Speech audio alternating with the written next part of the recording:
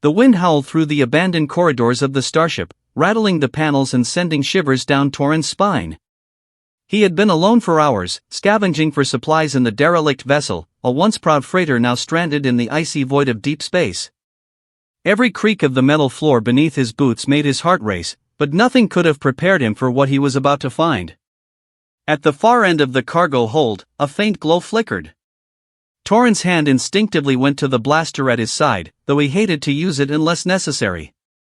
As he approached, he saw her huddled against a wall, shivering violently, her thin frame barely protected by a tattered jumpsuit.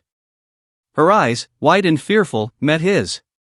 "Please," she whispered, her voice trembling like the last ember of a dying fire. "Please, act like I'm your wife." Torin froze.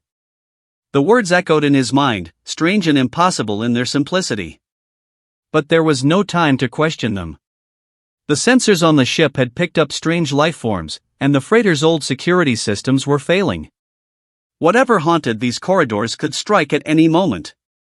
She shivered again, pressing herself closer to the wall. The cold here was relentless, seeping through the hull like an invisible predator. Torin tore his jacket from his back and draped it over her shoulders. Her fingers closed around it as if it were a lifeline, and for a moment, she allowed herself to relax. Why me?" he asked quietly. "Who are you?" "My name is Lyra," she said. Her lips trembled as she spoke. I was hiding. They came for me, and I don't have anywhere to go. Please, just pretend. Just for a little while."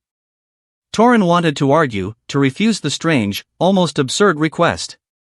But the way she looked at him, with fear and desperation, something deep inside him shifted. He nodded, a silent promise. "All right," he said. "I'll act like you're my wife. But we need to move. This ship isn't safe." As they navigated the dark hallways, Torin noticed something strange. The air here didn't just feel cold, it felt wrong, heavy, almost alive. The freighter's AI system, long dead, had left the ship in chaos, and some unknown presence had taken root. Shadows seemed to twist around corners, whispers carried through empty rooms. Lyra clung to Torin's arm, and he could feel her trembling, not just from the cold but from sheer terror. Suddenly, a metallic clang echoed through the corridor, making them both jump. Torin raised his blaster, scanning the area. Nothing. The silence that followed was deafening. He could hear his own heartbeat, and he realized that whatever was on this ship wasn't human. Not anymore. Lyra looked up at him, her eyes glistening with fear. They're still here," she whispered. Torin swallowed hard. "We need to get to the escape pods. That's the only way off this ship before whatever's hunting us finds us." They moved quickly, Torin leading the way, Lyra following close. Every corner they turned seemed to stretch into infinity. Lights flickered, shadows danced, and the hum of the ship's failing engines was like a heartbeat of doom. Lyra's hand found his, gripping it tightly. Torin could feel her trembling, but there was something in her eyes, hope, fragile but real. They reached the engineering bay, and Torin's breath caught in his throat.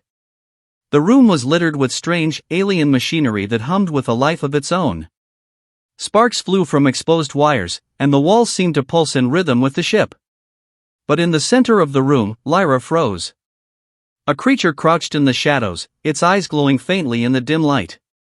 It was humanoid but wrong, twisted by the void of space into something unrecognizable. Torin raised his blaster, but Lyra stepped in front of him. "Wait," she said, her voice firm despite the fear. "It won't attack if we show unity. Pretend we're together." Torin hesitated. The absurdity of it struck him, but Lyra's gaze was unwavering. She held his hand and pressed herself against his side, leaning into him as if the act alone could create a shield against the unknown. The creature's eyes flickered, its posture shifting. It tilted its head, studying them. Then, slowly, it backed away, retreating into the shadows. The threat hadn't vanished, but for now, it had passed. Torin exhaled, relief and disbelief warring inside him. "That actually worked," he muttered. Lyra smiled faintly, a small warmth in the cold expanse. Sometimes, trust and unity are stronger than weapons. They didn't speak much as they continued toward the escape pods. Every step was a test of nerve, every shadow a potential trap. The ship seemed alive, responding to their fear, testing their resolve. But together, they were stronger. Lyra's simple request, strange and almost ridiculous at first, had become a lifeline. Pretending, yes, but pretending with heart had become something real. Finally, they reached the pod bay. One pod remained operational. Torin worked quickly, overriding damaged circuits, and the pod door hissed open. Lyra stepped inside, shivering from both cold and relief. "Thank you," she whispered, her voice soft but sincere. For protecting me." Torin nodded, stepping in beside her. The pod sealed, and the engines hummed to life. As they shot into the void, leaving the haunted freighter behind, Torin felt an unfamiliar sensation, a strange, new bond, forged in fear, in survival, and in a promise whispered in desperation. Outside, the stars stretched into infinity.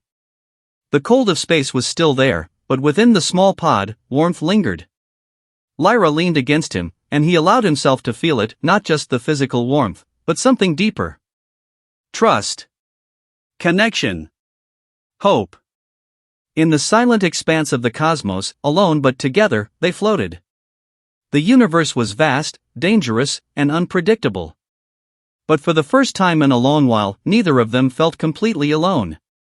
And as the stars streaked past, Torin realized something that scared and comforted him at once. This strange, desperate partnership, born of fear and a whispered request, might just be the beginning of something neither of them had expected, something that could change everything.